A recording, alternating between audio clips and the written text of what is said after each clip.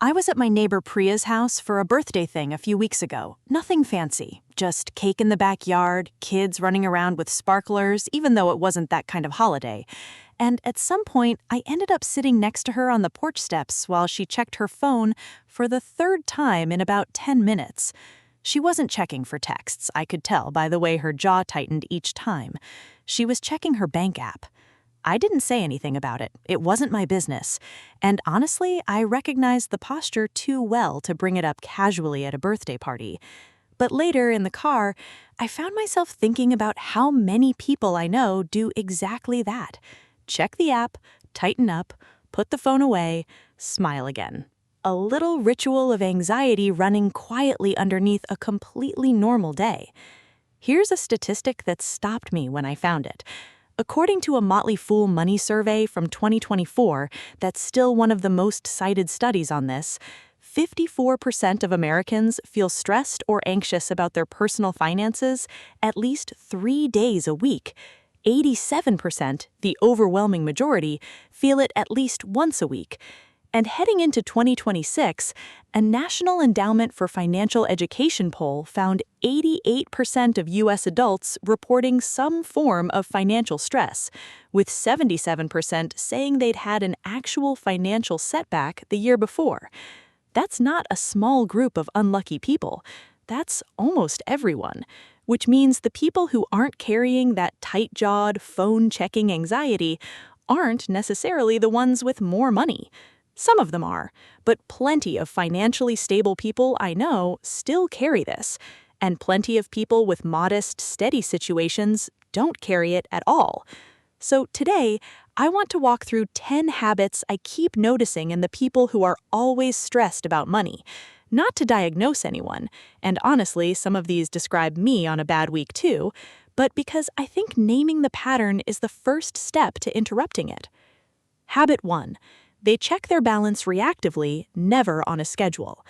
This is Priya on the porch steps, checking not because it's Tuesday and that's when she reviews her finances, but because a wave of worry hit and her hand reached for the phone before her brain caught up. Reactive checking feels like staying on top of things. It actually does the opposite.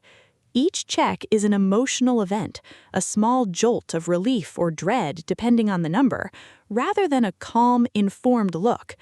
Over time, the brain starts associating the banking app itself with anxiety, which makes people check more to soothe the feeling, and simultaneously dread checking more because of what they might see. It's a loop. People who are calm about money tend to check on a schedule, weekly, bi-weekly, whatever fits, not because they're more disciplined as people, but because they've separated reviewing my finances from having a panic moment, and that separation alone lowers the emotional charge significantly. Habit 2. They avoid opening the mail. I want to be honest that I did this for almost 2 years with a medical bill I was scared to look at. It sat in a drawer. I knew roughly what it said, I just didn't want to see the number in writing. This is incredibly common. Avoidance feels like protection in the moment. If I don't look, it can't hurt me. But it does the opposite over time. Bills left unopened don't shrink. Late fees accrue. Debts sent to collections report to credit bureaus regardless of whether you ever opened the envelope. The anxiety doesn't go away when you avoid the mail. It just moves from specific and addressable to vague and everywhere, which is a much worse place for anxiety to live. Habit 3. Every purchase comes with a silent internal argument. Watch someone who's financially stressed buy a coffee. There's a flicker, barely visible but it's there, of calculation and guilt happening behind their eyes before they hand over the card. Should I be doing this? I probably shouldn't. It's fine, it's just coffee. I'll make up for it later. That internal argument, repeated dozens of times a day across small purchases, is exhausting in a way that doesn't show up on any spreadsheet. Researchers studying financial stress have found it's linked to real declines in mental health, and it doesn't require someone to be in poverty for it to show up. It shows up when someone perceives their situation as precarious, whether or not it objectively is. People who feel calm about money aren't necessarily spending more freely. Many of them are quite disciplined. The difference is the decision was made once, in a budget, in a plan, in advance, instead of being re-litigated internally at every single checkout. Habit 4. They compare their situation to people who are doing better. This one is quiet, and it runs constantly in the background of a lot of lives. The coworker who just bought a house, the friend posting from somewhere warm in February, the sibling who seems to have figured it out. A 2026 Forbes analysis of financial anxiety research noted something important. Money stress is shaped less by the actual numbers and more by how predictable someone's financial life feels and how confident they are money will support them going forward. Comparison wrecks both of those things at once.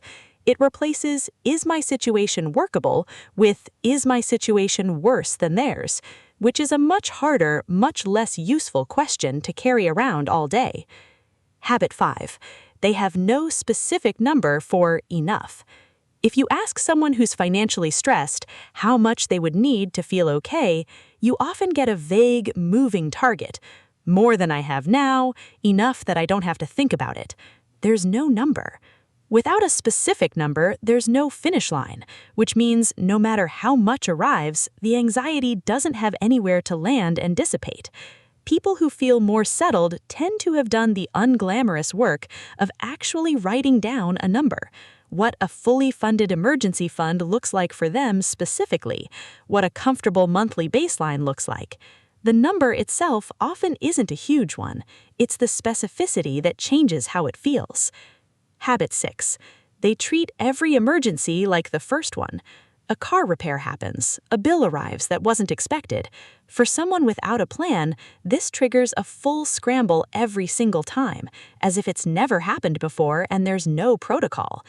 The APA's Stress in America research consistently finds money worries tied to fears about mortgages, tuition, retirement, and day-to-day expenses. And researchers note this doesn't just cause a bad afternoon, it touches housing decisions, healthcare decisions, even relationships. Every unplanned expense becomes a crisis when there's no system in place, which means the person is essentially relearning how to handle emergencies from scratch, under stress, every single time one shows up. Habit 7. They isolate instead of talking about it. Nearly 1 in 3 U.S. adults reported experiencing loneliness at least weekly in a 2026 APA poll, up sharply from the year before. And money stress is one of the most common things people go quiet about specifically. It's one of the last taboo topics, even between close friends. I think about Priya on those porch steps. I didn't ask, and she didn't offer. That's not unusual, it's the norm. But silence around money stress tends to make people feel like they're the only one dealing with it, which compounds the isolation. Given that 88% of adults are carrying some version of this right now, almost nobody is actually alone in it.